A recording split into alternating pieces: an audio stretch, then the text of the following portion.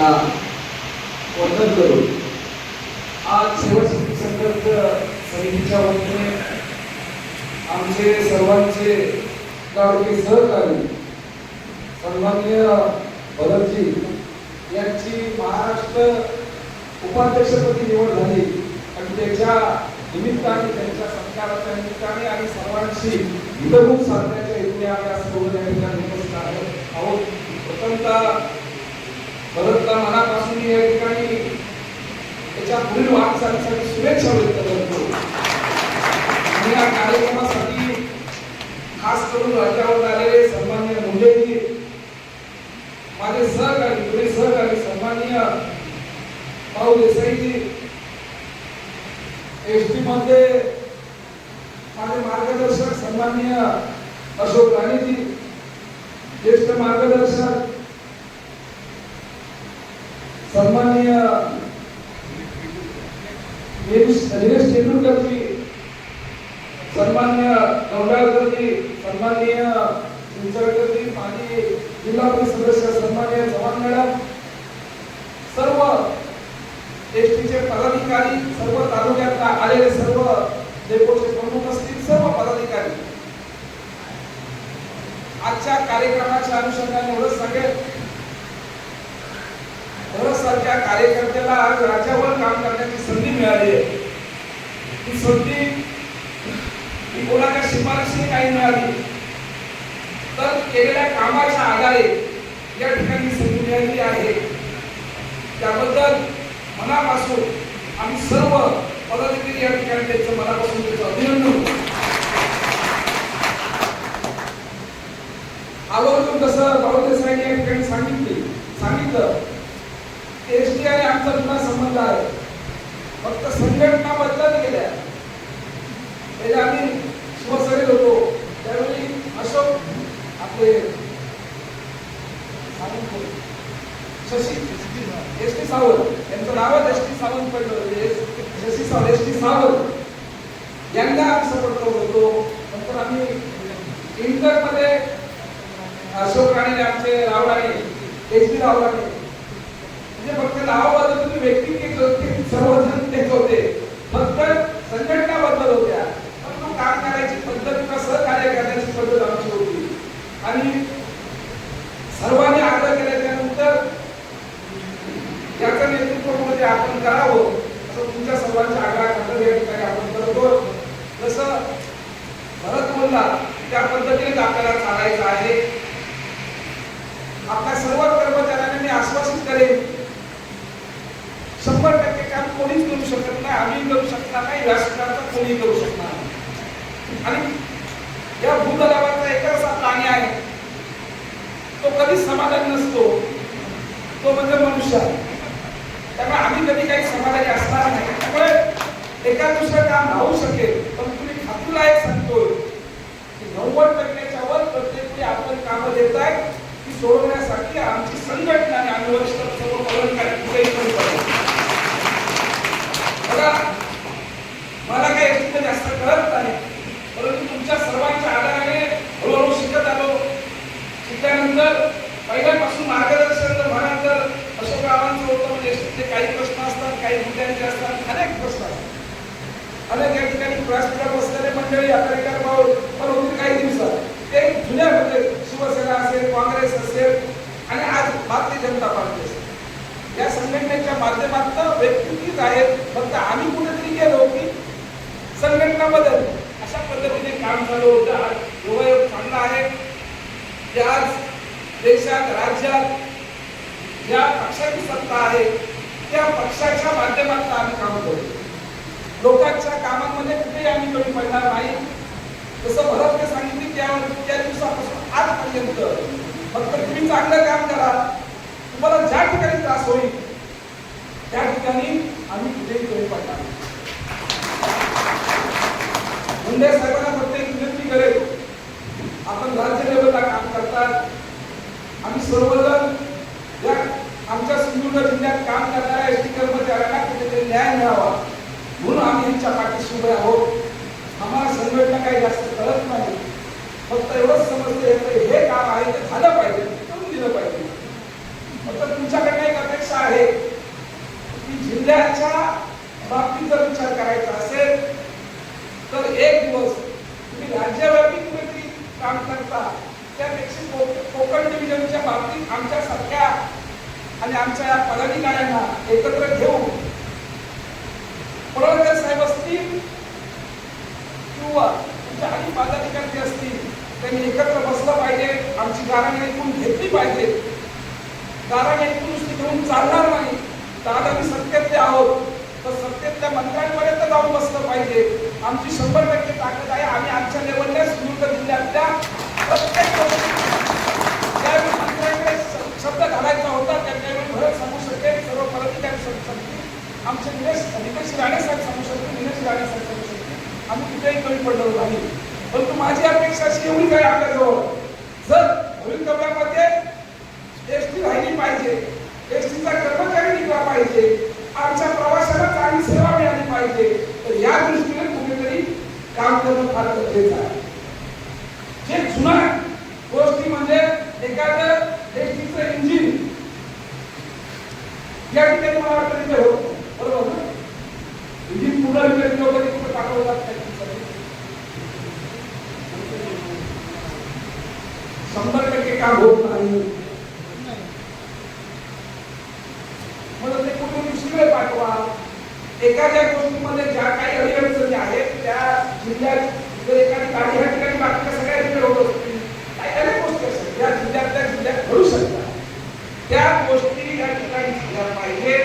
यासाठी जर कारण एसटीचे कर्मचाऱ्यांना चांगले पगार मिळाले पाहिजे, चांगली सेवा मिळाली पाहिजे, तर एसटीवरचा होणारा खर्च अनावश्यक खर्च आहे तो त्या ठिकाणी वाचला गेला पाहिजे. तर माझा एसटीचा कर्मचारी या ठिकाणी आणखी ताकदीने पुढे जाऊ शकेल. आणि ते करण्यासाठी त्याचा वेळ पाडण्यासाठी सिंधुदुर्ग जिल्ह्यातल्या काही अडचणी ज्या आहेत, ज्या चुकीच्या पद्धतीने वरिष्ठ अधिकारी करत आहेत, ज्या ठिकाणी ज्या गाड्या ज्या ठिकाणी गेल्या नाही पाहिजे त्या ठिकाणी पाठवल्या जात नाही, आणि ज्या ठिकाणी गेलं पाहिजे त्या ठिकाणी पाठवल्या जातात. यासाठी वरून कुठेतरी काहीतरी मांडलं जातं.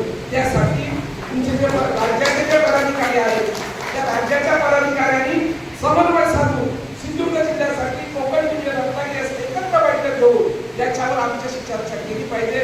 आम्ही पण आमच्या कर्मचाऱ्यांसाठी 100% वेळ देऊ आणि त्या ठिकाणी ऐकून घेऊन चालणार नाही. कारण आम्ही ऐकून घेऊन निवेदन ठोकणारे पदाधिकारी नाही, कारण आम्ही शून्यातलं उभे राहिलेले कार्यकर्ते पदाधिकारी आहोत. आम्हाला लोकांच्या निवेदनाला न्याय द्यायची सवय आहे. त्या पद्धतीने जर करायचं असेल तर येणाऱ्या गणपतीच्या पूर्वी किंवा गणपतीच्या नंतर अशी एक मॅरेथॉन बैठक कोकणसाठी या ठिकाणी वरिष्ठांकडून मागणी केली पाहिजे. त्यामध्ये 2 गोष्टी चर्चा झाली पाहिजे. एक म्हणजे त्या होणाऱ्या चुकीमुळे नुकसानीमुळे त्याच्यावर काय करता येईल आणि आमच्या एसटीच्या कर्मचाऱ्यांमध्ये अधिक प्रमाणात काय देता येईल या गोष्टीचं या ठिकाणी केलं पाहिजे. आम्ही अनेक विषय मागच्या वेळी मंत्री महोदयांकडे मांडले. तुम्हाला वाटतं आपला इन्शुरन्स असेल अनेक असे विषय मांडले. म्हणजे जर त्याच्यापर्यंत पोहोचून जर आपण मांडले तर ते आपल्या विषयाची दखल घेत आहेत, ते करून देत आहेत, त्यांच्या लक्षात आणून देणं गरजेचं आहे. ह्या चुका या ठिकाणी होत आहेत कारण जे वरिष्ठ अधिकारी बसले आहेत ते फक्त इथे आमच्या सिंधुदुर्गात काहीतरी येतात, ते पर्यटनासाठी येतात. त्या पर्यटनाला येणाऱ्या लोकांना आमच्या एसटीचा फायदा आणि आमच्या कर्मचाऱ्यांचा फायदा या ठिकाणी बघणं गरजेचं आहे. यासाठी म्हणजे तुम्ही या ठिकाणी लवकरात लवकर तसे प्रयत्न करा. सिंधुदुर्ग जिल्हा कोकण डिव्हिजनची बैठक नुसती नाही तर आम्ही आमचा जर वेळ काढून यायला पाहिजे.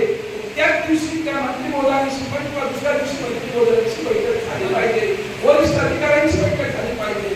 नाहीतर काय होईल, आम्ही सर्वजण जिल्ह्यात काय करणार तर राज्य लेवलपर्यंत काय करणार या गोष्टीचं आम्ही लक्ष द्यायला.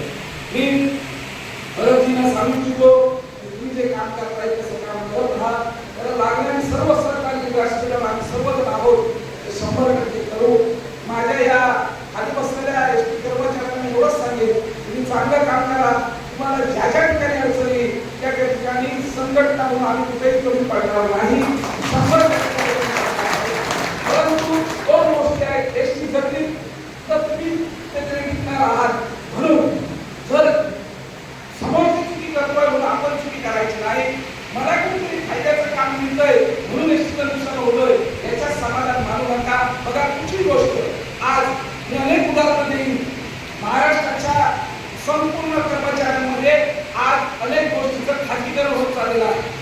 खाजगीकरण का होतोय याचा जर उत्तर शोधायला गेला तर मी 15 वर्षापूर्वी आमच्या जिल्हा परिषदचे ड्रायव्हर मी भविष्यात बंद होऊ शकले का, तर त्याचं कारण होतं की आमचे कर्मचारी कशा पद्धतीने चुकीचे वागतायत आणि चुकीचे वागल्यानंतर ते बंद होणार आहेत. आणि आज अशी परिस्थिती आहे गेल्या 5 ते 10 वर्षामध्ये जिल्हा परिषद मध्ये ड्रायव्हर पदाची भरती झालेली नाही. ह्याला जबाबदार कोण आहे तर भूमीचे ड्रायव्हर गैरसमज करून घेऊ नका. तुम्ही आज काहीतरी लोक रिटायरमेंट असेल काही तर 10 वर्षांनी रिटायरमेंट होईल. तुम्ही जर चांगल्या सवयी घालून दिला तर ते पण टिकणार. आज बघा ॲम्ब्युलन्स वरचे सर्व ड्रायव्हर हे खाजगी ड्रायव्हर आहेत, कॉन्ट्रॅक्ट बेसवर आहेत. आज कॉन्ट्रॅक्ट बेसवर ड्रायव्हर का परवडतोय तर तो 20,000 मध्ये काम करतो आणि जर तो जर परमनंट ड्रायव्हर असता तर 50 ते 60,000 मध्ये काम करतो. तर तो टायमिंग सांगत होता मला संध्याकाळी 5 नंतर जमणार नाही, 5:30 नंतर जमणार नाही, 100 का. आज काय झालं, आज कमीत कमी सिंधुदुर्ग जिल्ह्यासारख्या ठिकाणी 100 नोकऱ्या गेल्या. आज 100 नोकऱ्या गेल्या तशी परिस्थिती आपल्या एसटीवर कधी येता कामा नये. म्हणून एसटीचाही फायदा बघितला पाहिजे आणि कर्मचाऱ्यांचाही फायदा बघितला पाहिजे. त्यासाठी मला असं वाटतं ना यशोदांनी आपल्या जिल्ह्याचा या ठिकाणी चांगला न्याय आपण बघितला पाहिजे. ज्या भगतजींचे अनेक पदाधिकारी अतिशय सुंदरपणे मांडतायत ही एसटी जाणीवपूर्वक चालवली जाते, ही एसटी चालवणं गरजेचं आहे. अशा गोष्टीमुळे आपल्या एसटीचं नुकसान होतोय. याही गोष्टीकडे आपण सर्वांनी समजलं पाहिजे आणि या संदर्भात जिल्ह्याच्या संदर्भात एकदा दिवशी आणि आपण सर्व कर्मचारी पालकमंत्र्यांसोबत एक दिवस बैठक करू. परंतु आपल्याकडे तो आराखडा असणं फार गरजेचं आहे. तो आराखडा आपण घेऊ. आपण पहिल्यांदा आपल्या जिल्ह्यातल्या गोष्टी सुधारू आणि जिल्ह्यानंतर राज्याकडे त्या ठिकाणी जाऊ असं मला ठिकाणी वाटतंय. पुन्हा एकदा एवढ्या निलेश म्हणाले हॉल भरून जाईल, परंतु मला वाटतं तुमचे सर्व कर्मचारी 1800-1900 असतील, बरोबर ना, 1800-1900 असतील, आज ड्युटीवर अनेक असतील. अशा परिस्थितीत पण तुमची जी आजची संख्या आहे खूप चांगली संख्या आहे. त्याबद्दल सर्व पदाधिकाऱ्यांचं यश आहे. आम्ही फक्त निमित्त मात्र आहोत. आम्ही निमित्त मात्र एवढ्यासाठी आहोत की तुम्ही एखादं काम सांगितलं त्याच्यासाठी आम्ही त्याचा पाठपुरावा करण्यासाठी आहोत. परंतु ज्या डेपोमध्ये आमचे पदाधिकारी प्रामाणिकपणे काम करतायत म्हणून ही संघटना वाटते आहे. आम्ही फक्त त्याला पुश करण्याचं काम करतो. मी सर्व माझ्या डेपोच्या कर्मचाऱ्यांना एवढंच सांगेन, तुम्ही चांगलं काम करा. तुमच्यावर अन्यायाचे ज्या वेळी होईल तर व्यासपीठावर असतील परंतु एक हात मारले तर त्या तालुक्यात आमचे भारतीय जनता पार्टीचे हजारोनी कार्यकर्ते आपल्या पाठीशी उभे राहू शकतात. त्यामुळे आज हा चांगला कार्यक्रम आज फक्त माझ्या तब्येत पण बरोबर नाही आहे. फक्त भरतसाठी या चांगला कार्यकर्ता कसा असावा त्याची तळमळ अनेक वेळा मी बघितलेली आहे आणि त्याच्यात कोणी शिफारस न करता तो उपाध्यक्ष पदापर्यंत पोहोचला आहे. चांगली पदं मिळवून आमच्या जिल्ह्याच्या वतीने तुझ्यासाठी आमचे सर्व आम्ही ताकदीने पाठीशी राहू असं आश्वासन करतो. पुन्हा एकदा तुझ्या वाटचालीसाठी शुभेच्छा व्यक्त करतो आणि मी आणि माझ्यासोबत आलेल्या सर्वांचा आपण आदर व्यक्त केला त्याबद्दल तुमचे या ठिकाणी आभार व्यक्त करतो. जय